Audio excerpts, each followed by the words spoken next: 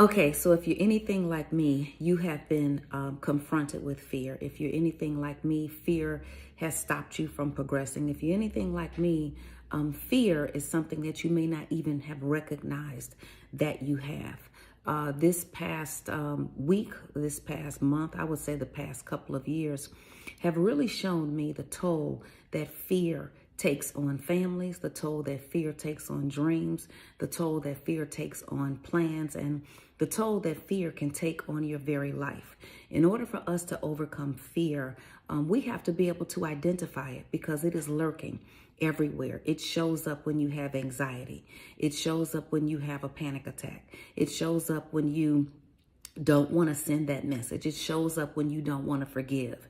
It shows up when you're afraid to ask for the raise that you know you deserve. It shows up when you are afraid to leave that relationship. It shows up when you are afraid to admit that to your kids that you made a mistake or that you don't have enough money to do what you said you promised to do. Fear shows up everywhere, and it causes us to behave in such a way that is not consistent with what we really want. Because what we really want is to be full of love, and what we really want is to be in alignment with God and everything that He wants for us. So I'm going to share with you four things today that you need to know about fear. So when it shows up, you have the ability to eliminate it and to move forward and get where you're trying to go.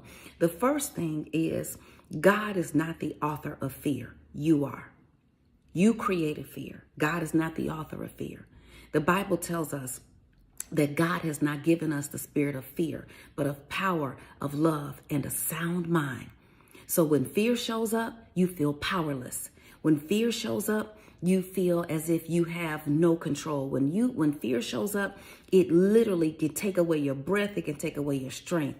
And that is not the truth. God has not given you that. When fear shows up, it makes you feel a lack of love. When fear shows up, you think you are not loved. When fear shows up, sometimes you cannot love. Sometimes you get angry. You want to beat everybody down and so on and so forth. All of that is fear. And fear does not give us a sound mind.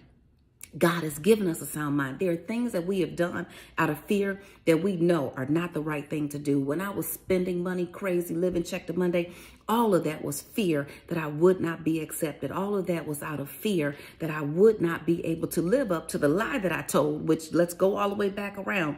God is not the author of fear. You are. Okay? So because God is not the author of fear, the next thing you need to understand is this. The elimination of fear is within your control. Number two, the elimination of fear is within your control. You have the ability to tell fear, go the other way. You have the ability to tell fear, not today. You have the ability to tell fear, it is not going your way. Not anymore, not going forward, not now, not tomorrow. The elimination of fear is within your control. So sometimes you might be asking God, please take away the fear. God, please take away the fear. But you're still in the relationship. God, please take away the fear. God, please take away the fear. But you're still at the job. God, please take away the fear. Please take away the fear. But you're still in the situation that you were in. You have the power and the ability and 100% control over whether fear is present in you or not. The next thing you need to understand about fear being 100% in your control, fear prevents God from giving you His control. Let me repeat. Fear prevents God from giving you His control. So when fear is out of the way, then God is able to give you the power that you need to get through whatever it is. You ever heard the saying, let go, let God? You have to let go and then let God. If you hold on to it, God has no control. If you hold on to it, then He can't do what He's supposed to do. You know, my good friend told me, she said, you cannot worship God with your faith and the enemy with your fear at the same time. You've got to pick one.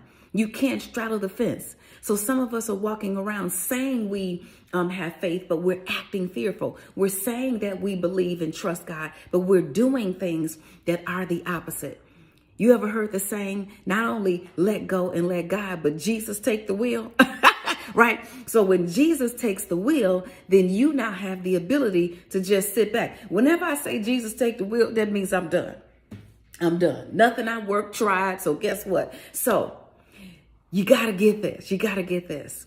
God is not the author of fear. You are. The elimination of fear is 100% within your control. God, the presence of fear prevents God from giving you his control. And the last thing I want to share with you is that fear is a sign of strain. And this is how the strain shows up. The strain shows up with conflicting behavior. You know you shouldn't do this, but you do it anyway. You know you should do something, but you don't do it. And what ends up happening is you become intolerable to yourself. That's why you feel guilty. That's why you feel alone. That's why you feel a burden, because you are doing the things to yourself that you know you shouldn't do. The next piece of the strain is when you just go along and you don't really want to do it. So then you become bitter, then you become angry. The next step is going to change everything for you. You've got to understand what fear really is, and you've got to understand that you have the power to eliminate it. One, God is not the author of fear, you are. And since you created it, you can get rid of it. The elimination of fear is 100% in your control. Fear prevents God from giving you his control, and fear is a sign of strain. Your behavior is conflicting. You want to do one thing and you don't do it. You don't want to do one thing and you do that anyway. And then the other thing is just going along. You know, you're in a bad relationship. You're just going along. You're in a job, or you're at some place or in something that does not line up with your integrity, but you're just going along. And so that prevents strain. And eventually you're going to pop. Anybody got a bad temper? That's me, right? I'm talking to myself, right? You got a bad temper because you've been trying to overlook it. You've been trying not to say anything. You've been trying, and all of that is fear. So this is what we're going to do. This is what we're going to do. This is what I'm doing.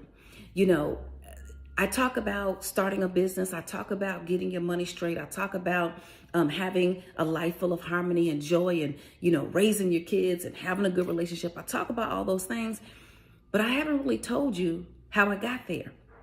Let me tell you how I got there. These are the things that are going to change everything for you. The first thing that I have acknowledged, and I remember back in my 20s, I was at a job that I did not like, and I just asked God to lead me to a career where I could help people. That was the number one thing that I wanted. So the first thing is that you are going to repeat this affirmation. I am here only to be truly helpful. Say it. I am here only to be truly helpful. If you figure out how to be helpful, you won't have to worry about your business. If you figure out how to be helpful, you eventually will not have to worry about money. If you figure out how to be helpful, you will not have to worry about how to be happy. Because helping, if you figure out a way to help, now you may be able to monetize that help. You may be able to systemize that help. You may be able to franchise that help. You know, one of the best things, you know, the most interesting things, one of the things I'm really curious about is the Slutty Vegan, the business, the Slutty Vegan.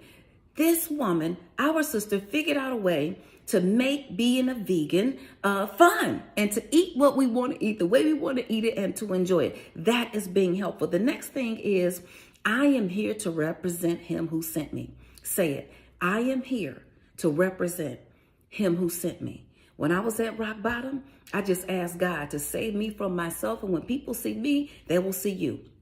The last thing I'm going to say is this. I do not have to worry about what to say or do because he who sent me will direct me. Now, repeat that and go get help. AskLynn.org. Meet Lynn Richardson, entertainment executive, TV personality, and financial coach. You might have seen Lynn on The Steve Harvey Show or Good Morning America giving financial advice. Please say hello to financial expert, my girl, my buddy, Lynn Richardson. Hey, everybody. The number one thing that I have to say to people is more money doesn't solve a money problem.